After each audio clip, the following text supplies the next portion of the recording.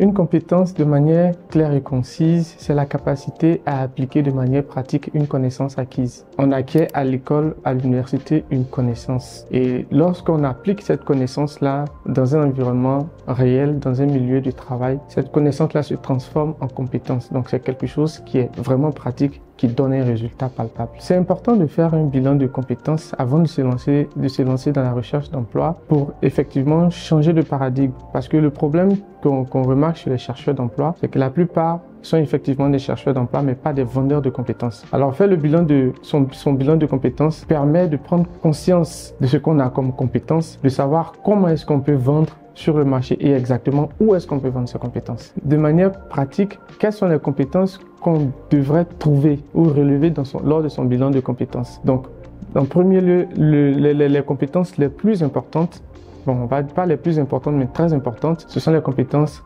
techniques. La compétence technique, en fait, c'est la compétence qui est étroitement liée à l'exécution du travail, c'est-à-dire c'est étroitement lié au poste. Donc, si on est comptable, il y a des compétences qui sont exigées, qui sont techniques, comme la maîtrise de l'outil Excel, faire le bilan comptable, etc. Ça, ce sont des compétences techniques qui permettent d'exercer de manière réelle le métier en question. Après les compétences techniques, on peut avoir les compétences comportementales qui vont définir notre interaction avec nos collègues au travail et la manière dont on se comporte face au travail, face aux tâches qu'on nous a confiées. Par exemple, la gestion du stress, la gestion du temps, la communication. Après la compétence comportementale, on peut maintenant se pencher sur les compétences linguistiques. Il est question ici de la langue, donc l'anglais, le français. Mais là, il est important de savoir parce que généralement, on voit les gens qui évaluent leurs compétences en termes de langue nationale, langue maternelle. Ce n'est pas un barème d'évaluation qui est reconnu à l'international. Donc, ce qui est reconnu à l'international comme